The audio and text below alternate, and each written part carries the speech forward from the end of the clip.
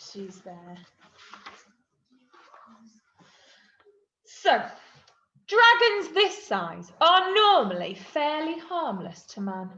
But in these numbers, they will set upon you like piranhas. I know we've already read this bit, but we're just recapping. There'd be nothing left of even a fatso like you, Waterhog. Just a pile of bones. Tommy's face. And your helmet. So you will walk quietly through the cave, and each boy will steal one sleeping dragon. Lift the dragon gently from the rock and place it in your basket. And that's what the basket looks like. Can you see that? You should have looked at the screen, it's there. That's what the basket looks like. Okay. Any questions so far? Nobody had any questions. In the unlikely event that you do wake the dragons, and you would have to be idiotically stupid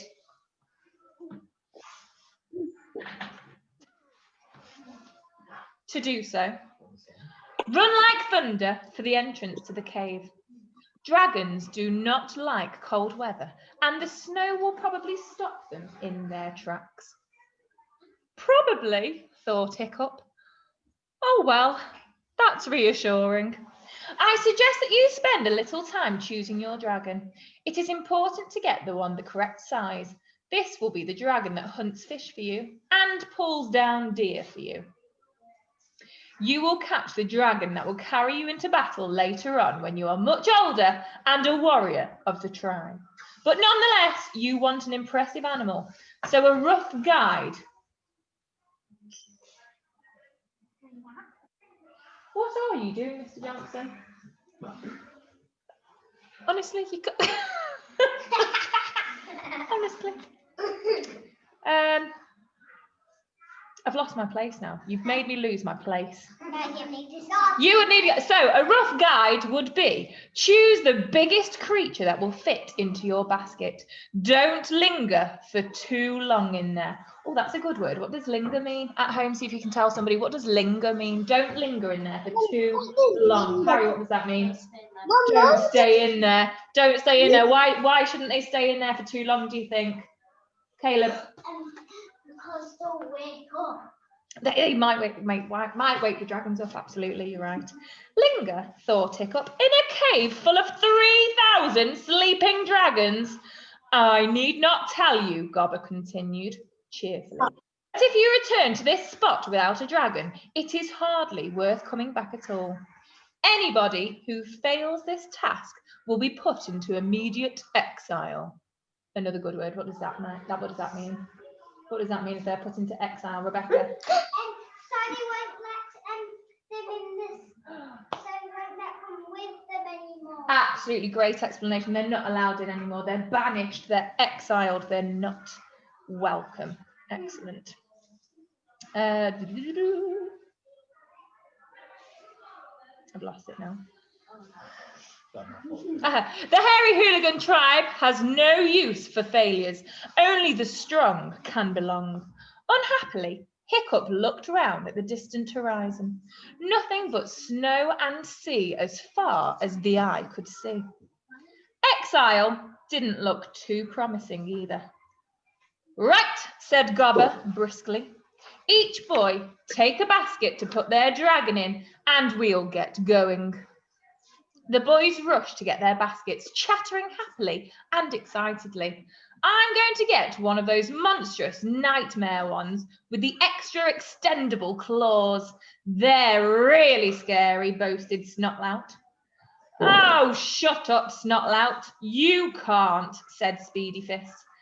Only Hiccup can have a monstrous nightmare. You have to be the son of the chief. Connie, leave your show alone. Hiccup's father was Stoik the Vast, the fearsome chief of the hairy hooligan tribe. Hiccup, sneered Snotlout. If he's as useless at this as he is at Bashyball, we'll be lucky if he even gets one of the basic brown ones. The basic brown was the most common type of dragon, a serviceable beast, but without much glamour. "Shut up and get into line, you miserable tadpoles," yelled Gobber the Belch. The boys scrambled into their places, baskets on their backs, and stood to attention. Gobber walked along the line, lighting the torch that each boy held in front of him, the great flare in his hand. "In half an hour's time, you will be a Viking warrior with your faithful serpent at your side. Or breakfasting with Woden. Woden? With Woden. Breakfasting with Woden. Woden, yeah. In Valhalla, with dragon's teeth in your bottom. It's like Woden. It's like what? Woden. Odin. Or devil. Is it a god? Something like that. Could be a god. We need to research what Woden means or who Woden is. It might be a person. Mr. Johnson thinks it might be a god. Oh, Jilson's joining as well. Johnson Jones. Mr. Johnson. Let's have a look. Right. Yeah, what's that coming over there? Would you want to wake up with dragon's teeth in your bottom? No, I don't think I would either.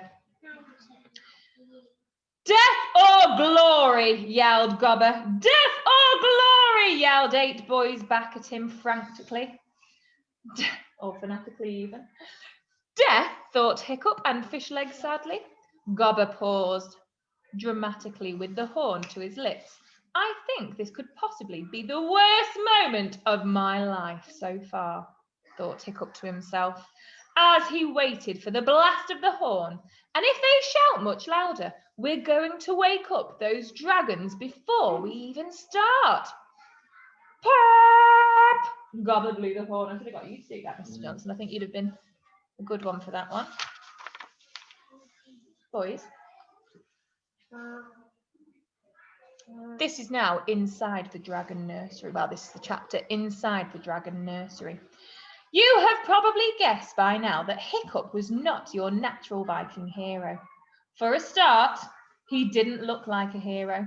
Somebody like Snotlout, for instance, was tall, muscly, covered in skeleton tattoos, and already had the beginnings of a small moustache. That's more than you, Mr. Johnson, I think. Yes. Yeah, possibly so. This consisted of a few straggly yellow hairs clinging to his upper lip and was deeply unpleasant to look at, but still impressively manly for a boy not yet 13. Hiccup was on the small side and had the kind of face that was almost entirely unmemorable. Oh, that's a good word. What does unmemorable mean? What do you think unmemorable means? Same 2 hands up again. Harry, what do you think unmemorable means? Oh, sort of. You're linking it. It is linked to memory, definitely. Rebecca? You forget a bit. Again, linked to memory. You forget what he looks like. You don't know really who he is as a person, even if you've seen him before. He's got a forgettable face. It's boring. Yeah, that's what it is. Excellent. He did have heroic hair, which was a very bright red and stood up vertically. However much you tried to wet it down with seawater. But nobody ever saw that because it was hidden under his helmet most of the time. You would never have picked Hiccup out of those 10 boys to be the hero of this story. Snotlout was good at everything and a natural leader. Dog's Breath was as tall as his father and could do amusing things like farting. Oh my goodness me, I can't believe I said that. To the tune of the Burke National Anthem. Hiccup was just absolutely average, the kind of unremarkable, skinny, freckled boy who was easy to overlook in a crowd. So when Gobber blew the horn and moved out of sight to find a comfortable rock to sit on and eat his mussel and tomato sandwich, Snotlout pushed Hiccup out of the way and took charge. "Okay, listen up, boys." Oh, he whispered. "Okay, listen up, boys," he whispered in a menacing fashion. I'm in charge, not the useless." I don't know why. We're whispering. Anybody who objects gets a knuckle sandwich from Dog's Breath and Durbrain. Ugh, grunted Dog's Breath, pounding his fists together in happy excitement. Dog's Breath was Snotlout's chief sidekick and a great big gorilla of a boy. Bash him, Dog's Breath, to show what I mean. Dog's Breath was delighted to oblige. He gave Hiccup a shove that sent him sprawling headfirst into the snow, then ground his face in it. Oh, that's not very kind, is it? Pay attention, hissed Snotlout. The boys dragged their eyes away from Dog's Breath and Hiccup and paid attention. Rope yourselves together. The best climber should go first. Well, that's you, of course, Snotlout, said Fishlegs. You're the best at everything, aren't you? Snotlout looked at Fishlegs suspiciously. It was difficult to tell whether Fishlegs was laughing at him or not because of his squint. That's right, Fishlegs, said Snotlout. I am. And just in case he had been laughing at him, bash him, Dog's Breath. While Dog's Breath pushed Fishlegs down to join Hiccup in the snow, Snotlout bossily ordered everybody to rope themselves together. Hiccup and Fishlegs were the last to be tied on, just behind a flushed and triumphant Dog's Breath. Oh, brilliant, muttered Fishlegs. I'm about to enter a cave full of man-eating reptiles, tied up to 8 complete maniacs. If we get to the cave, said Hiccup nervously, looking up at the sheer black cliff. Hiccup put the lighted torch between his teeth to leave his hands free and started climbing after the others.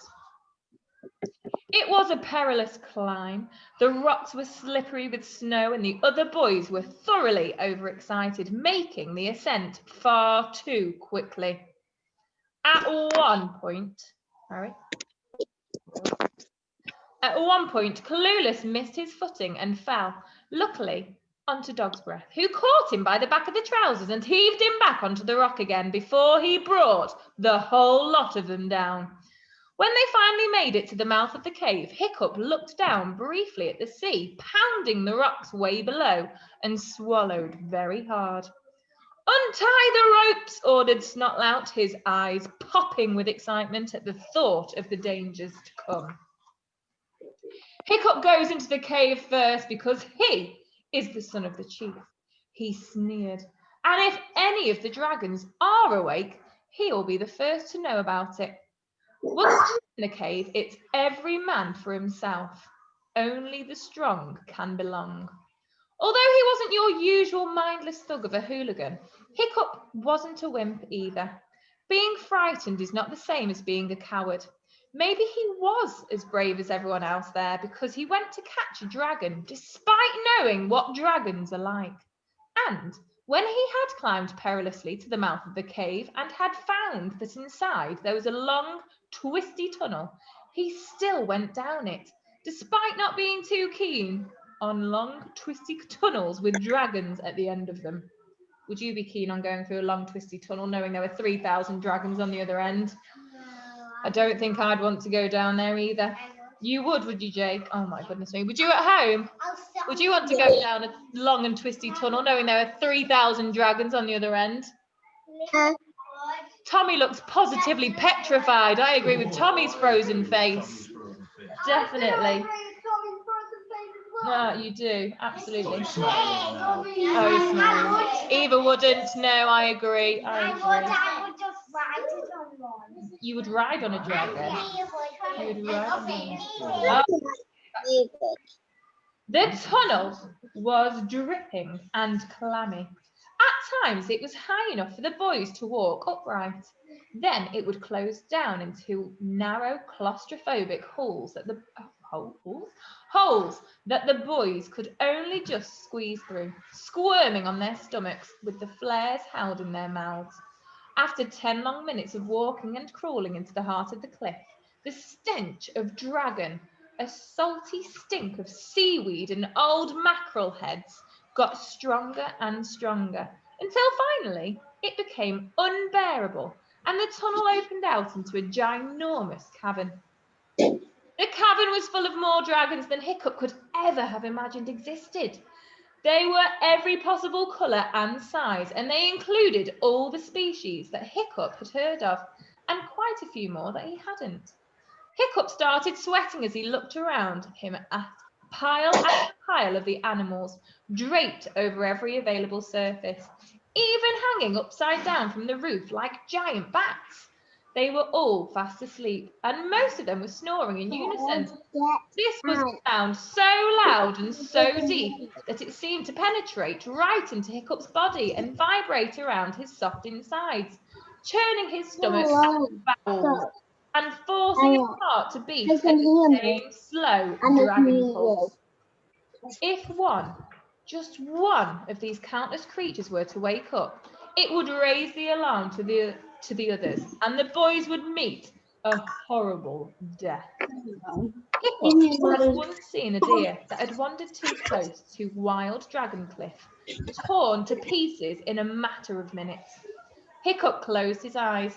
I will not think about it, he said to himself. I will not. Oh dear, how do you think Hiccup's feeling about going into that, being in that cave? How's he feeling, Caleb? He's feeling scared. Could we have a better word than scared? How else would he be feeling? Evie? Terrified. And shocked and frightened. Petrified. Agnes? Afraid. Great word. That's how he'll be feeling. Fantastic. Right, guys, we're going to stop there, but we will carry on our story on Friday. I hope you all enjoyed it. Thank you for joining us, and I will see you tomorrow. All right, guys. Take care. Bye, Bye. Charlie. Bye. Bye, Charlie.